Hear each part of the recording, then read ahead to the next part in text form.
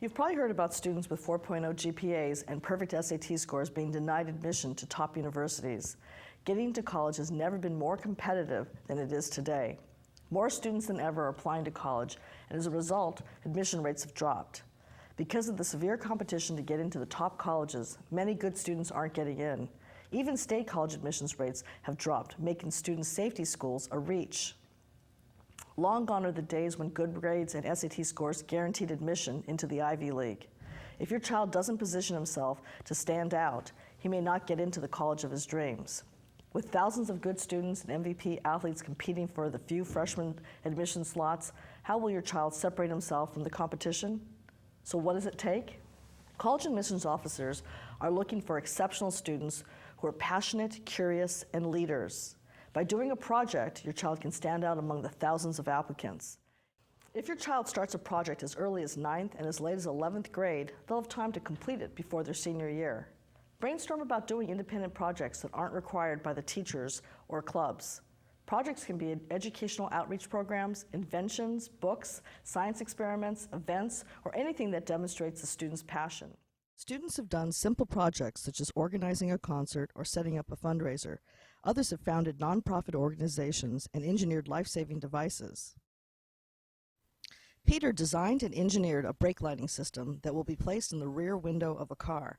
When the driver taps on his brakes, his device lights up a few LEDs, and when the driver slams on his brakes, the entire device lights up, warning the drivers behind him that he's coming to a stop. The Santa Cruz Sentinel was just here a few minutes ago finishing up an interview and a photo shoot of my brake light system, currently called the PBLS, or Progressive Brake Light System. It is a brake light system that shows how much pressure is being applied to the brakes when you're braking.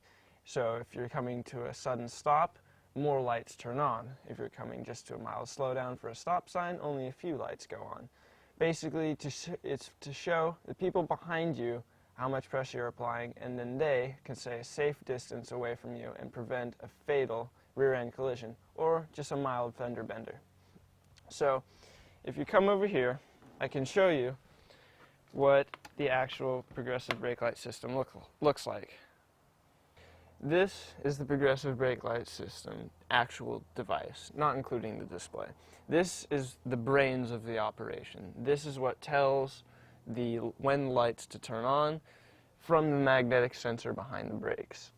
So not going to go into too much detail, but basically this large wire right here goes to the LEDs. There's a smaller wire that attaches to the brake light in the back, so that when the actual brake lights turn on, the first stage of the LEDs turn on. So the first stage doesn't listen to the magnetic sensors. Stages 2, 3, 4, and 5 go off of the magnetic sensor. And there's another wire that is connected to the fuse panel behind the car attached to the turn indicator. So that's where we're getting the power for the device. And here's a fuse that is just to make sure we don't get any wires mixed up, have a short, and have the whole thing destroyed, which is good. And if you come way back here, you can see there's a little tiny sensor, and behind it, or in front of it, the magnet. And so as this gets closer to the magnetic sensor, it tells this to make more LEDs light up. And I can actually give you a demonstration of that right now. Here is the display in the back of the car. You can see here there's a diffuser in front of the LEDs just to prevent it makes the LEDs more visible in a wider range since they're mainly angled forwards. This can have makes a wider viewing angle, and also makes it a little less bright because without the diffuser it's very bright. And you can see here this is the first stage, so if you're just mildly touching the brake, and if you apply a little bit more pressure to the brake pedal, you can see that there are going to be more stages coming on. So, a little bit more pressure. see, there's the second stage, and it's just a first line. It's just 2 lines. But if we apply even more pressure, there's going to be the third break, the third one. And now there's a second line added. And if you apply even more pressure, and if there's a big time stopping but not quite an emergency, there's the fourth stage right there. And if it's absolutely an emergency and you have to stop and something's coming out in front of the car, you slam on the brakes and the fifth stage comes on right there. And so this way the person behind you sees that all of the LEDs are on. It's almost as if somebody's going stop, and then they can apply their brake in the same fashion and they won't run into you. Dylan's story made the front page of his local newspaper. He set up CPR classes and health classes all across his county, and his goal was to make CPR a high school graduation requirement nationwide to save 325,000 lives per year. After my uncle's death, I became motivated to learn as much about sudden cardiac death and heart disease as I could. I spent many months researching heart disease, talking to specialists, just trying to gather as much information as I could. Over the course of the project, I worked in several doctor's offices as an intern and became an EMT because I felt I needed as much medical background as I could get to be promoting this project. I spent about 5 months organizing, scheduling this project. In the end, I was filled with not only a sense of great satisfaction and feeling of accomplishment, but also of relief that I had kept my promises to all of the teachers and to myself. My goal is to take this statewide. To accomplish this, I hope to pass or propose legislation that will make CPR a graduation requirement. This way, every student in California will be certified in CPR by the time they graduate high school. I set up a website called cpr-for-life.org that lays out step by step how to set up this project in schools around the state. So teachers or students can go onto that website and learn how to implement this project in their school. Before this project, I really didn't know what I wanted to do with my life, but now I realize that medicine is the path for me. I'm now a freshman pre-med student at Santa Clara University, and I'm working in the trauma department of a nearby hospital as an intern and a researcher. By reading Beat the College Admissions Game, Do a Project, your child can follow the step-by-step instructions on how to do a project. Merritt College advisors are also available online to guide students through the entire process from conception of the idea to completion of the project. When students do projects, they demonstrate leadership, tenacity, empathy, drive, and follow-through. In their senior year, when they write their college application essays and personal statements, these students don't write about their dreams of doing something important someday. They'll write about how their project has enlightened them and given them direction. By telling stories about how they overcame objections, beat the odds, and reached their goals, they'll impress college admissions officers with their character and promise. Private colleges require 1 to 3 letters of recommendation from teachers and counselors. Most teachers address how well the students perform in their classes and how well they get along with their peers. When Nicole's recommender wrote a 3-page letter of recommendation for medical school, he focused on her passion for the project she did while in high school, as well as her research that she did for him in his lab. Projects help not only with essay topics and letters of recommendation, they also give students an advantage during the interview process. When my youngest daughter, Jacqueline, was engaged in the interviewing process, her interviewer at Brown University told her that of all the interviews that she had conducted over 25 years, she had never met anyone as ambitious, accomplished, and interesting as Jacqueline. By discussing her projects and books that she had published, she impressed the interviewer with her confidence and integrity. When should students start their projects? The ideal time to start a project is in 9th grade. Jacqueline started Kids for Hydrogen to educate the youth about clean alternative energy like hydrogen and hydrogen fuel cells. By beginning in 9th grade, she had plenty of time to start a nonprofit and completely immerse herself in the hydrogen world. She spoke at conventions, colleges, and special events. One of the most exciting speaking engagements was at the Walt Disney Concert Hall, where she was one of 6 speakers invited by the American Lung Association to honor Governor Schwarzenegger.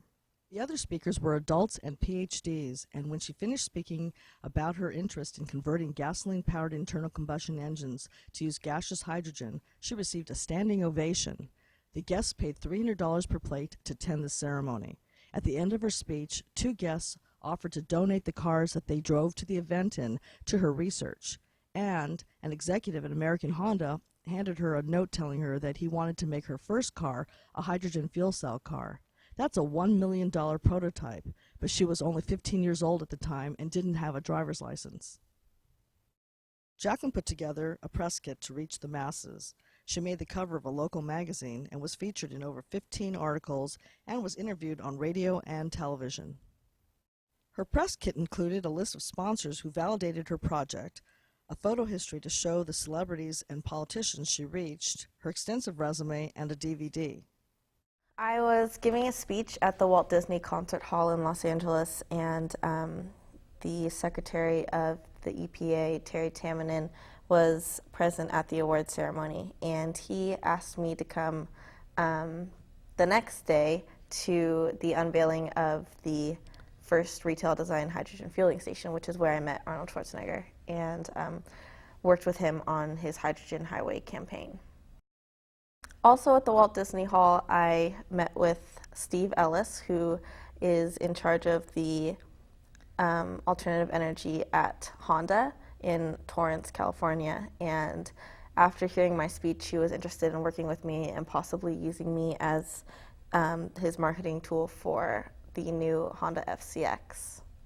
The tour of the facility at Honda was incredible. We learned about how they make Hondas, and we got a special tour of the Honda FCX. In fact, I actually drove it to lunch later that day. It drives really well, and it also has navigation. The project was kind of my key way into college. I feel like all of my essays were, or most of my essays were about the projects I've done, and it was a great way for me to show that I was passionate about something in the world, and what I did about my passion and how to change whatever I was worried about, and to show the College of Missions that I was interested and able to help in some way, I think was important in their decision to accept me.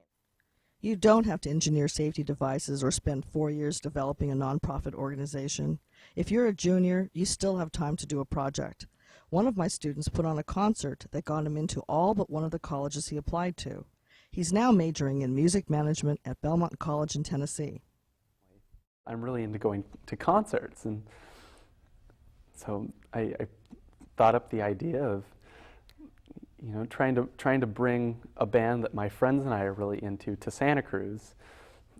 And I focused on a band called the Moving Units, and I wanted to get them to the Attic, and at the time the Attic was kind of the hip venue. At this time I had finally started a production company, which was called Neon Agent Productions, and thought of trying to maybe do a smaller scale show.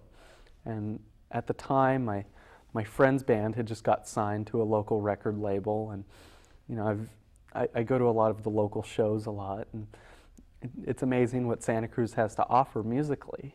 So I introduced myself to the CEO of this record company, which is called Loves and Heat Records, and told him my name and pitched him my idea of putting on a concert that showcased all these great bands on this record label, because people go to their shows but they don't really know who the record label is. Great idea. And we immediately just became friends, and we're emailing back and forth, and we scheduled meetings, and talked about where are we going to do this and when are we going to do it, and it slowly took shape, and it finally happened this last December at the Santa Cruz Vets Hall. It's called the Loves and Heat Music Festival. We had a local artist design the poster. Her name is Stacy. And then you went ahead and set up the press releases and... Yeah, we wrote out press releases to the Good Times and the Metro, and once the newspaper started hearing about, you'd see little blurbs every week of these bands are playing, and it just, the excitement was building up, and it finally took place on December 1st, and there were 11 different bands on 2 different stages. My flow chart essentially consisted of, so there were 2 stages, and the bands were alternating, so there was never, a time where there was no music going on. So my flow chart consisted of all the bands playing on both stages, what times, and then I organized people into separate teams, where they'd be at concessions or tickets or, merchandise sales, and organized the times that they would be there, and, when they would be doing their job and when they would be enjoying the show. And So you allowed for that too? Oh, well, definitely. Ryan started Give a Glove Foundation to collect baseball gloves for young athletes who couldn't play baseball because they couldn't afford the expensive equipment needed to compete in Little League. By setting up a collection site at a local batting cage, he watched sales increase as families dropped off their old gloves. Ryan is now studying business marketing. Dana's project got her into her first choice college, St. Andrews in Scotland. Well, we went through a lot of ideas. One that we really got started with was a book that was an advice book for teens just to have out at local bookstores, and then starting an internet website with all that advice posted online for teens to go look up. The project that I'm currently working on now, it's called GIFT, which stands for Give It Up for Teens. It's a program that's meant to benefit teenagers in the Santa Cruz area whose parents are affiliated with Walnut Avenue Women's Center, who are victims of domestic violence. The young ones at the center usually get most of the attention. They're the ones who get all the toys that people donate, and there's really not much there for the teens, so we're trying to collect gift cards to give to the teens so they can go out and buy the necessary items that they need. But we also do offer entertainment things like movie passes and music gift certificates and food for downtown and other areas. The first step was figuring out what the program was going to be, and then a long time trying to figure out a name that was catchy but not too degrading of the parties involved. The next step is sending out donation letters to vendors all around the Santa Cruz County area and collecting back what they have to give. We're looking for movie passes, music gift certificates, food passes. We're going to try to get Long's Drugstore, Walgreens maybe, just place to get the necessity items like toothbrushes, floss. Yeah. It feels really good to reach out to the community and to help others who aren't as fortunate as the rest of us. Great. And do you like doing your project? I do like doing my project. It's a lot of hard work, but it's worth it. Harry recruited ex-gang members to join him at Juvenile Hall to debut his project.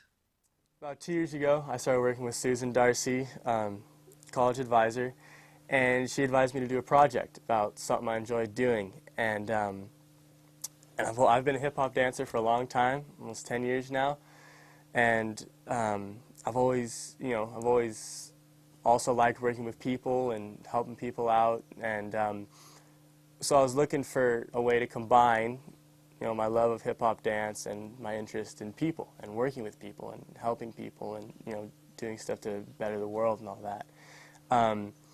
And I knew that, Santa Cruz has a big problem. Santa Cruz, my city, has a problem with gang violence these days. There's stabbings, monthly. Colors wearing, we're not allowed to wear colors at my school, and there's just a lot of stuff going on with gangs right now. And so I thought, well, why not try using hip-hop to help solve this problem, to, get these kids on the right path? Because, hip-hop's taught me so much, and I figured this is a good place to start. So I just had the idea to put on a concert, exhibit hip-hop, Tree School hip-hop for what it really is, a positive vehicle for social change, and see if I can help some kids out along the way. I just started calling people, and Susan helped me realize that just networking, you know, gives you so much power and so much ability to get done what you want. You know, you don't have to do it all yourself. And that, I think, was the biggest lesson throughout all of this, was that by networking and, you know, bringing people together, you can really get stuff done. And that's how I put this show together. I did, in February of 2008, I did a show at Juvenile Hall. And I had, like I said, I had representatives from Barrios Unidos there, representatives from the Brown Beret, the Real Group, you know, all these groups that work separately to do the same thing. I brought them together around hip-hop. And it was amazing. It was amazing what we did there.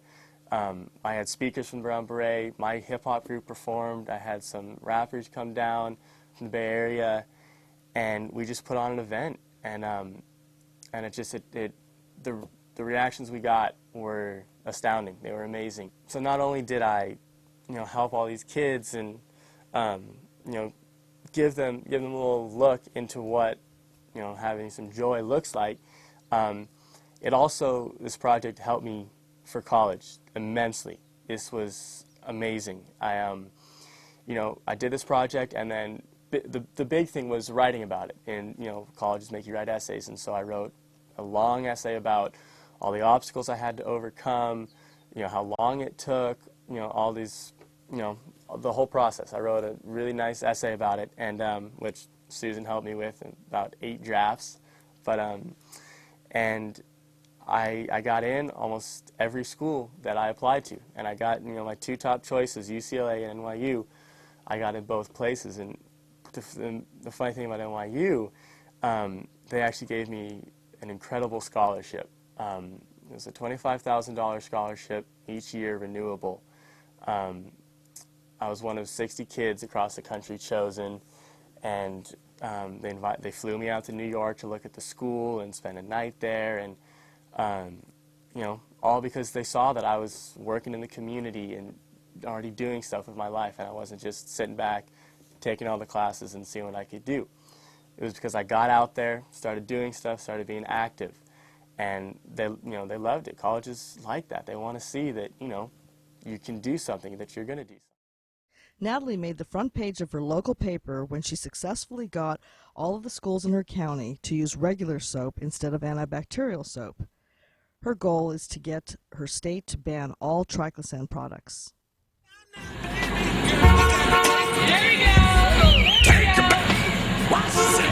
Take a bath. Please use a little soap. Take a bath. Oh my God.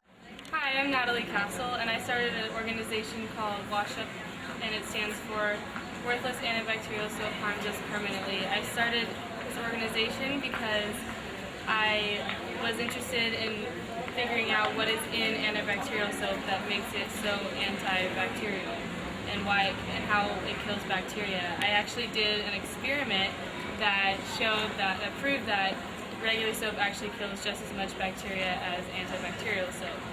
And I also did a lot of research that proved that it's harmful to our bodies and our environment. So you should go to my website. It's www.washupsoap.com and check it out. I have pictures on there that prove all of my research and all of my experiments, and you should sign the petition, and I hope that you will support me in banning all triclosan products, all antibacterial products, and hopefully it'll get off the shelves at the stores, and it won't be, we won't be able to buy it anymore anyways. So go to my website, sign my petition, and stop buying all antibacterial products. Thanks. Interested in international relations and politics, Alicia wrote and published a book about campaign finance. She is currently at UC Berkeley. I had heard in my government class how much money has control of our government, our politics, and our candidates who are running to be a part of the government. And so I started looking into campaign financing and the effect that money, PACs, which are political action committees, lobbyists, big CEOs, big companies, all have too much of a hold in our political spectrum. The first obstacle I had was definitely the loopholes, and finding out the loopholes in campaign financing is a lot harder than finding the laws, because no one's going to tell you about the loopholes. And so first what I tried to do is get in touch with different political figures. Nancy Pelosi, Hillary Clinton, Barack Obama, John McCain, Christopher Shays, a lot all across the political spectrum. I don't want to be partisan in any way, because it's not a problem that is just with the Democrats or just with the Republicans. It's with everyone. Yeah. So how has this project helped you with your college admissions process? You are currently applying to college as a freshman, right, for next year. Right. And so first of all, I've been able to use it in writing my college admissions essays. So it's been kind of a springing point from which to write about myself and where my passions are. And so how did you, what kind of essays have you used your book in? I used my book in most every college I've applied to. I've kind of been able to fit it into the different categories and change it slightly in order for it to fit for all the different topics that I've had to write under. And then I've also gone to a couple interviews, and I've been able to bring the book and talk about it with the admissions counselor. And it's nice to see something that a student's actually done, so it gives you a springing point from which to talk about yourself, to talk about the book, to talk about your political, academic, whatever interests. What if you don't have time to do a project? With AP and IB classes, varsity sports, and part-time jobs, free time might seem like a luxury. At Merit, we teach time management. Multitasking and planning are skills that will make you a successful student in high school and in college.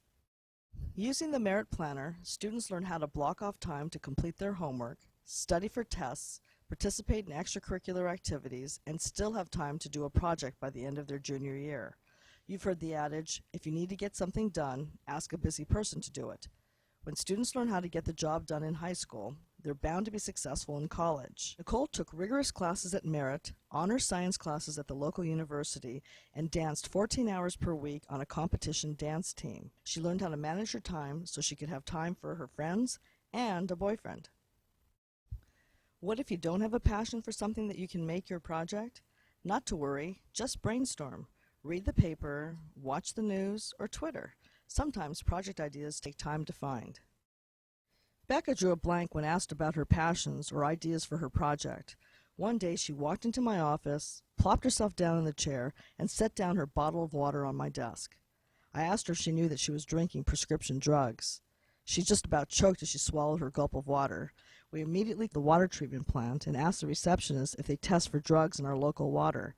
When the woman proceeded to tell us that they didn't have the funds to pay for the test or the equipment needed to remove the drugs from our water, Becca found her project. Becca met with pharmacists, doctors, and water treatment plant officials to research what was being done and to find a solution. She organized Teens Pharmaceutical Disposal Proposal, or TPDP, to educate the public about proper disposal of pharmaceutical drugs. After entering her project in the Ought to Be a Law contest, Senator Simitian selected her project. Two colleges that had previously denied her admission reversed their decisions when they heard that her project was going to be a California state law. The most exciting part about this whole project was that Senator Simitian, when he called me to tell me that I won the contest, he asked me to go speak in front of the Senate on behalf of my bill to just defend everything I had to say about it. And that was really exciting, because what high school student gets to speak in front of the Senate about a possible law? So that was really exciting for me to do. The best part was that Arnold Schwarzenegger signed my law, and starting in July it's going to become a law, and consumers are going to be allowed to drop off their drugs at pharmacies, which means that we're not going to be drinking any more drugs. So I'm very excited, and I'm glad I did it. It shows that when you stick to something and you work hard, something positive will come out of it. Students who do projects position themselves to get into their top colleges.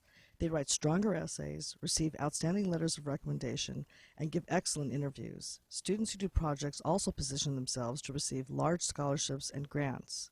Nicole received $49,000 in scholarships for Stanford Medical School, and Claremont McKenna College offered Jacqueline a $30,000 scholarship per year, and she won $20,000 from Toyota. She won 4 of the 5 scholarships she applied for. So let's get started. Whether you're in 9th, 10th, or 11th grade, it's not too late to start a project. If the prospect of doing a project is overwhelming to you, we can hold your hand and guide you through the entire process from brainstorming to completion. Merritt College advisors are available online nationwide. You can also purchase Beat the College Admissions Game, Do a Project on our website. The book provides step-by-step instructions, and the Merritt Planner will help you manage your regular schedule and your project. Besides getting into their first choice colleges, students who do projects become independent thinkers and successful people. If every college-bound student completed a project in high school, imagine how many social, political, and environmental problems will be solved. Imagine how much compassion we would have for one another. Imagine the injustice that would end and the barriers that would fall. Students who do projects are better prepared for college, career, and beyond.